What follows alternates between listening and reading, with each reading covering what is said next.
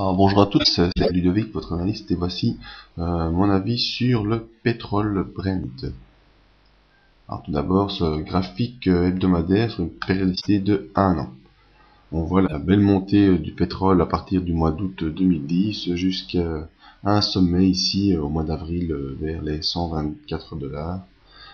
Ensuite, eh bien, on a eu le fameux flash crash du où on avait réussi à quand même à stabiliser après ce flash crash, hein. Et malgré tout, on n'est pas revenu à reprendre toute la valeur perdue et repartir sur 25 $. Donc on oscille ici depuis, on va dire, le mois de février dans un range horizontal compris entre 102,5 $ et 124 $. Alors, la semaine précédente, eh bien, suite à la chute de tous les indices, eh bien, forcément, les prix du pétrole ont aussi baissé. On est repassé sous la M20 et on reste tout de même dans des niveaux acceptables dans les bandes de Bollinger, dans le range horizontal. Et cette semaine s'apparente à un plutôt pas vraiment significatif, pas vraiment une grosse phase baissière, mais ça peut quand même tout de même apparenter à marteau. Alors pourquoi? Parce qu'il vient s'appuyer sur les 102,5 $ ici qui semble être un bon support, et aussi sur la M50 qui est haussière. Donc ça peut être apparenté à un marteau qui pourrait relancer le cours dès la semaine prochaine. Attention à cette M20 qui commence un peu à baisser. Voyons de manière plus précise ce qui s'est passé durant cette semaine.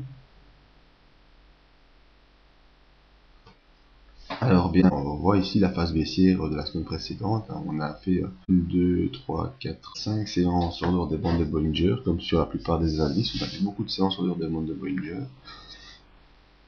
Et on est revenu en fin de semaine dans ces bandes de Bollinger. Mercredi, jeudi, on est bien revenu, on est repassé au-dessus de la M200 qui reste haussière. On est malgré tout toujours sous la M150 qui est haussière. Et ici, un petit signal négatif, c'est le croisement à la baisse de la M20 avec la M50.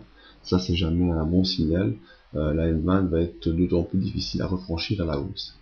On reste aussi en dessous de ces petits pointillés rouges sur les paraboliques SAR et qui sont en général des bons points d'inversion pivot. Ce qui m'inquiète un peu, c'est cette séance de vendredi, où alors que tous les indices européens ont superbement bien progressé, le S&P 500 fait une toute petite séance à 0,50%, ça c'est pas un très bon signal, et le pétrole, lui, il n'a pas progressé, il est resté à presque le même niveau que la veille. On a une petite bougie rouge ici qui est pas très encourageante.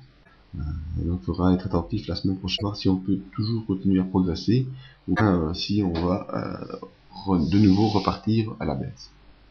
En tout cas, le niveau très important reste ce niveau des 102,50 $. Voyons les indicateurs. Ah bah le stochastique, lui, il n'a pas de problème, hein. Il repart à la hausse, il est bien à la hausse, il est complètement sorti de la zone de survente, le signal parallèle et suit bien la hausse, et donc normalement ceci nous indique une poursuite de l'impulsion haussière. Le MACD, qui note les impulsions plus lentes, lui aussi progresse bien depuis le tout début de semaine. Il a complètement coupé sa baisse et commence à vouloir se redresser, même s'il n'y a pas de croisement à la hausse pour l'instant. On voit au niveau de l'histogramme qu'il y a une progression continue de l'évolution positive du MACD, même s'il n'est pas retourné à la hausse. Alors, au niveau des volumes, on voit une tendance quand même sur le long terme, enfin le moyen terme, pardon, parce qu'on est en journalier, d'une baisse des volumes.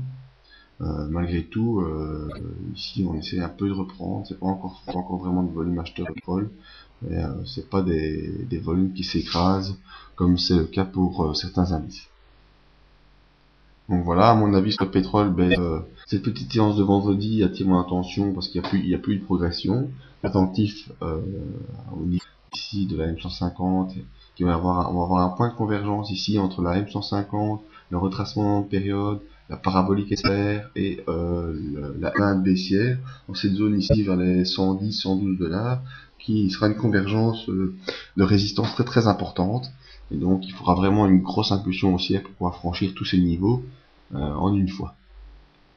À suivre donc dans les briefings matinaux. Vous pouvez nous rejoindre sur le site pour voir nos autres avis sur les indices et les autres matières premières, ou aussi l'euro-dollar, nouveauté, venir voir un travail. Merci et à bientôt.